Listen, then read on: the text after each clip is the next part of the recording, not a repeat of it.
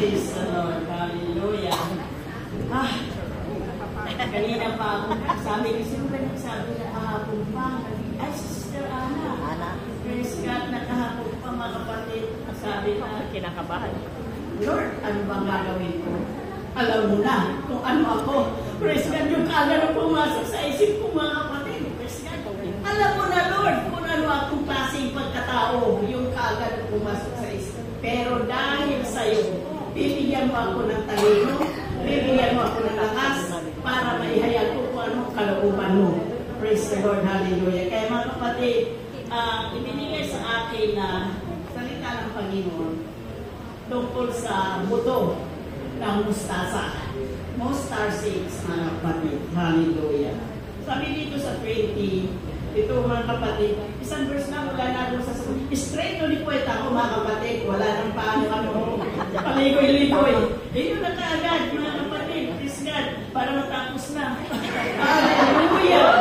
Praise the Lord. Hallelujah. Ako na mga kapatid. Hallelujah.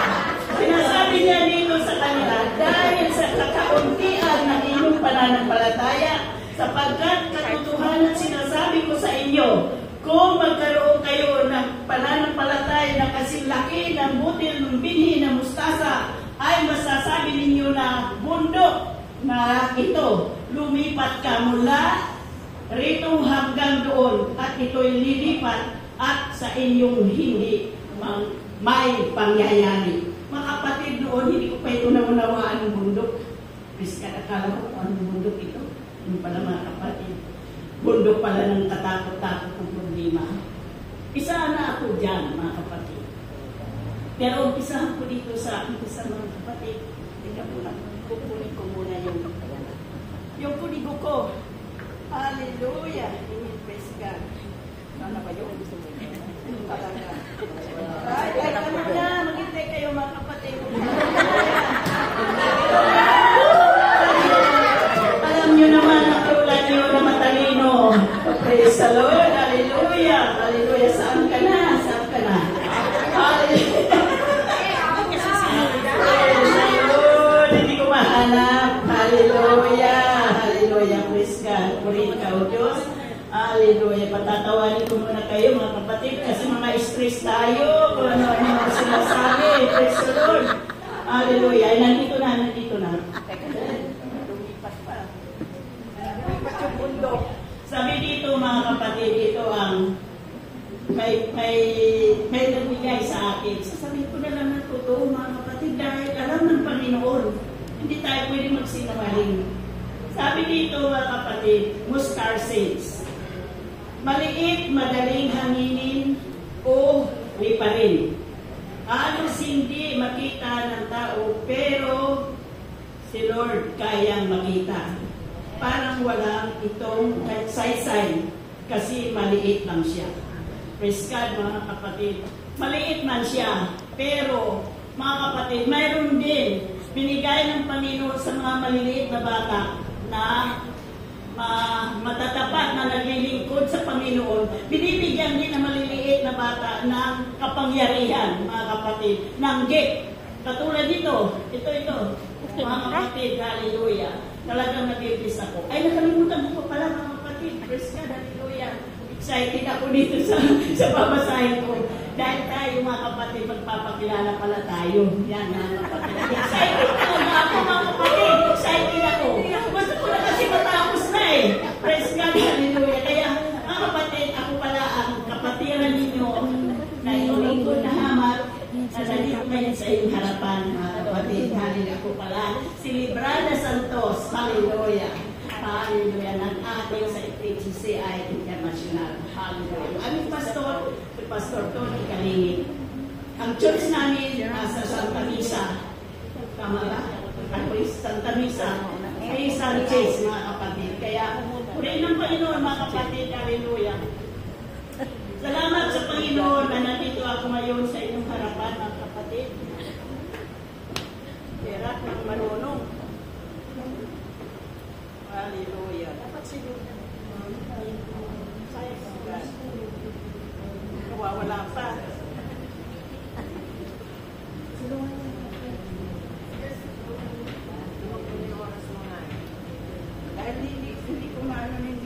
Hallelujah, mga kapatid. Kaya dito na lang sa ano.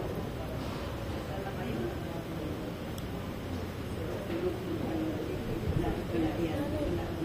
Yan na. Ito na nga mga kapatid, hallelujah. Ang maliit na bagay mga kapatid ay mga maliliit na bata ay pinagpapala na ng Panginoon mga kapatid. Ano pa kaya kung malaki ang pananampalataya sa Panginoon? Hallelujah! Ay talagang higit na pagpapalain ka kung anong pananampalataya doon sa hindi nakikita mga kapatid. Nananampalataya ka na. Ano pa kaya yung nakikita mo mga kapatid? Hallelujah! Kaya mga kapatid, hallelujah, sabi na dito, nawala na naman. Messenger, mami. Hallelujah. Ikaw muna. Hawakan ko na lang para hindi mawala. Sabi nga dito, parang walang itong saysay kasi maliit lang ito. Pero mga kapatid, tandaan natin, ang nakakapuwing daw yung maliliit. Mga kapatid, hindi nagpupuwing yung malaki. Hallelujah. Ang nakakapuwing daw yung maliliit na bagay. Hallelujah. Kaya mga kapatid, sabi dito sa pangalawa, faith o pananampalataya. Hindi nakikita ng tao pero nagbabatid ng Diyos. Sa Diyos lang tayo magtitiwala ukol sa mga bagay na hindi pa natin nakikita o mga bagay na parating pa lang o mangyayari pa lang.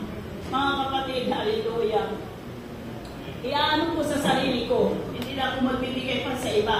Sa sarili ko mga kapatid. Simula nung tinanggap ko ang Panginoon, bautismuhan ako sa pangalan ng Panginoon Hesus. Mga kapatid, talagang ibinigay ko na ang puso ko sa Panginoon. Buong kaluluwa, buong lakas ko mga kapatid, dahil alam ko na siya ang pag-asa ko para magkaroon ako ng kapayapaan ng isip. Dahil talaga, sobra-sobra ang pagsubok na dumating sa buhay ko mga kapatid. Akala ko, nung wala akong pamilya, wala akong asawa, hindi ako magkakaroon ng problema. Pero mga kapatid, hallelujah, praise God, talagang ang problema, sumubra pa. Kaya mga kapatid, nung ako'y makakilala sa Panginoon, ganun na lang katibay ang aking paglilingkod, ang aking pananampalataya sa Panginoon na talaga, kahit ulan, bagyo, nandyan ako, mga kapatid, kahit saan church kami nakakarating, kung saan lumipat ang church, nandoon ako.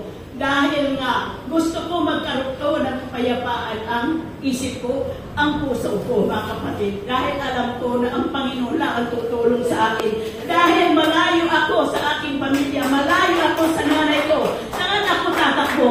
Saan ako pupunta? Kundi ang Panginoon lang, mga kapatid, na siyang lahat ang magbibigay sa iyo ng katubunan ng iyong pangangailangan, mga kapatid. Kaya salamat sa Panginoon na binigyan ako ng pananampalataya ng Panginoon na ganun katibay, ganun katatag, mga kapatid. Hallelujah! Wala ako ngayon kung wala akong pananampalataya sa Panginoon. Wala ako ngayon, mga kapatid, kung tinitingnan ko lahat ang mga tao na kapaligid sa akin. Pero dahil sa pag-ibig ko sa Panginoon, nandito ako tumatayo sa harapan ninyo. Kinakabalang mo ang mukha ko dahil totoo na nangyayari sa buhay ko, mga kapatid. Ito totoo na nangyayari sa buhay ko. Kaya mga kapatid, gano'n na lang ang aking pananampalataya sa Panginoon, mga kapatid. Kahit anong bundok, mga kapatid, hallelujah, praise God, pinatag ko, ang napakataas na bundok, mga kapatid, pinatag ko dahil sa aking matatag na pananampalataya. Dahil sa pag-ibig ko sa Panginoon, hallelujah, pinatag ko napakataas na bundok, mga kapatid. Yan ay alam ng Panginoon kung anong bundok yun, mga kapatid. Hallelujah, hanggang ngayon, may bundok pa rin ako, pero hindi na mataas, mga kapatid. Maliit na lang. Hallelujah. Kaya ko ng daanan, kaya ko ng hakbalan yung bundok na yun dahil hindi nalampas sa aking ulo ang taas, mga kapatid. Kaya ko rin ang Panginoon, mga kapatid, maging tapat lang tayo sa paglilingkod sa Panginoon. Walang ibang makakatulong sa ating kundi ang Panginoon. Walang ibang dadamay sa ating kundi ang Panginoon. Hallelujah, purihin ka. Kulang ang oras ko para masabi ko lahat ang nasa aking puso, mga kapatid. Gano'n ang paglilingkod ko sa Panginoon, mga kapatid. Hallelujah. Kaya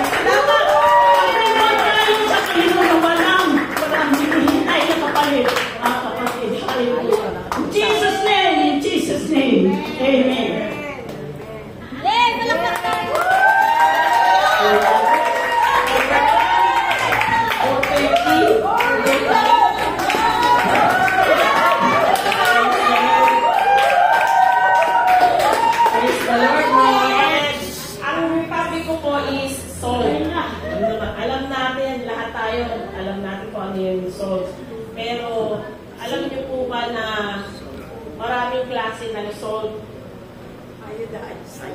Iodized, rock salt, sea salt, black salt. Marami yung mga kapatid, pag isa-isayin natin, Google na lang, hanapin nyo na lang kayo mga Google yan, mga kapatid. Ang dami yung kapinigay po sa akin, nabunod ko po is Matthew 5, chapter 5, verse 13. Sabi po dito sa you are the salt of the earth, but if the salt lost its saltiness, how can it be made salty again?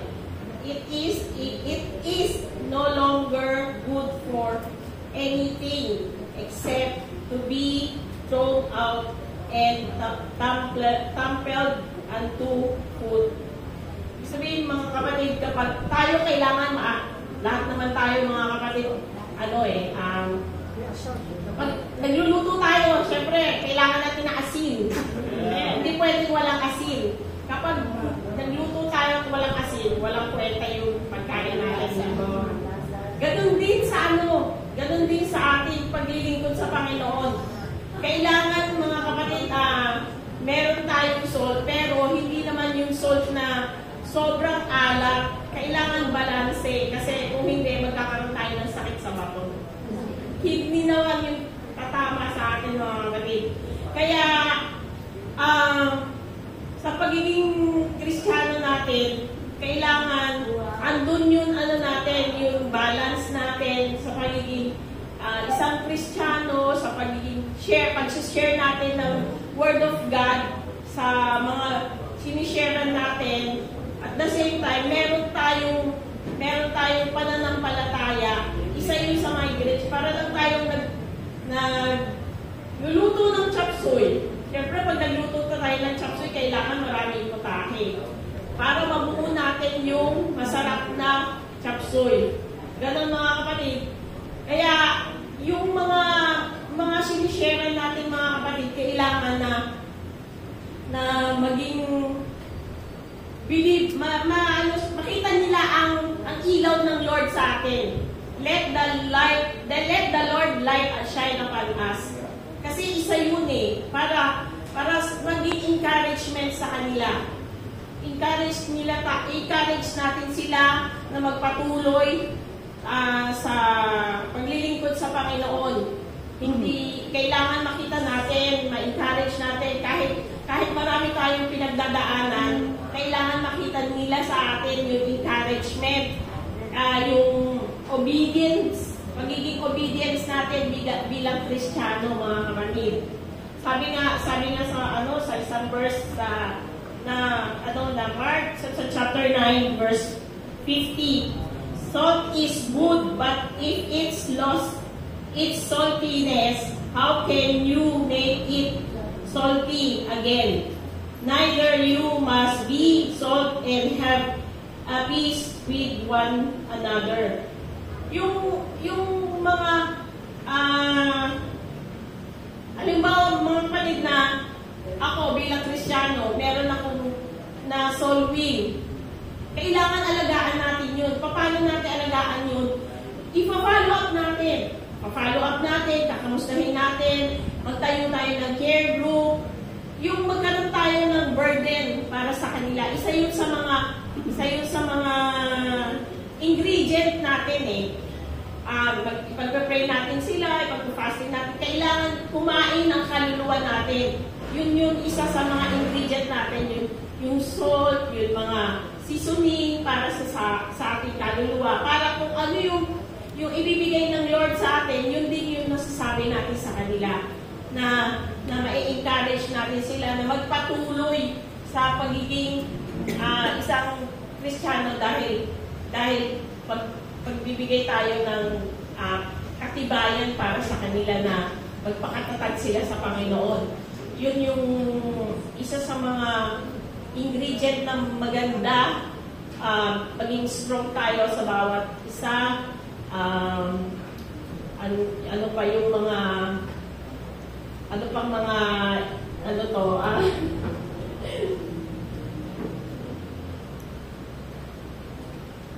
dapat emphasize din natin kapatid, yung mga sasabihin natin sa kanila.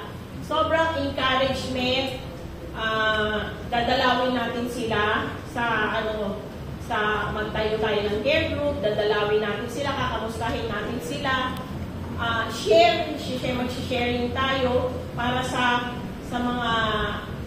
mga problema nila. Lahat tayo nagkakaroon ng problema kasi isa yun sa mga pagpapatibay sa atin eh. Pero meron kasi minsan mga Kristiyano na katulad natin na pag may sobrang saltiness, nagkakaroon ng stumble, wag natin gawin yun mga kapatid kasi dapat maging balance tayo.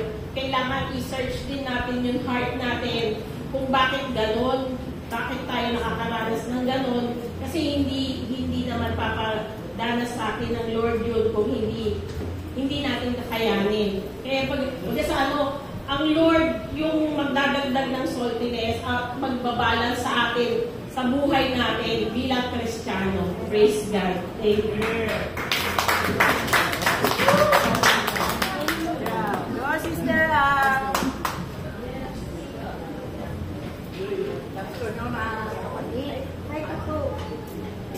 Good afternoon. I'm Aurelia Mendoza. And my topic is, the object is the olive tree. And we are nourished in the God's family. So dito mga kapatid, Paul used the olive tree as a metaphor. Ano yung metaphor mga kapatid? Metaphor means paghahambing. Yung dito, yung between the relationship of the Gentiles and the Jews. And the Israel, it was represented by that the olive tree. So dito, yung mga Jewish, kasi because of their unbelief, na broke off sila mga kapatid. They were cut off in the branches. Kasi silang mga branches yun, inirepresent nila yung as branches sa olive tree mga kapatid. And then, ito naman mga Gentiles, they were crafted, alam niyo ba yung grafted mga kapatid, yung grafting. Di ba yung grafting, sila, hindi naman sila original na branch. Yun yung tinakat sila and then, hindi yung dugtong, di ba, sister, the base. And then, nababayaan, pagka nagdugtong na sila, tapos yun, as a days or months, nagiging nagiging branch na sila doon, mga kapatid, hallelujah. Pero true talaga, hindi naman sila original na branch doon, mga kapatid. So, the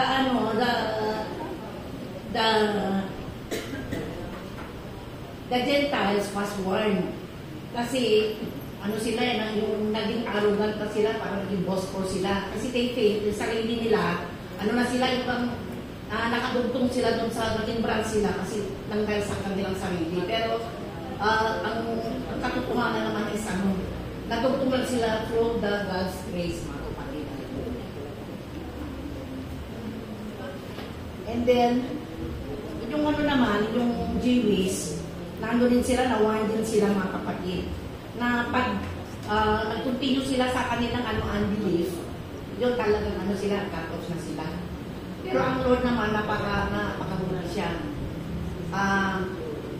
Dahil sa kanyang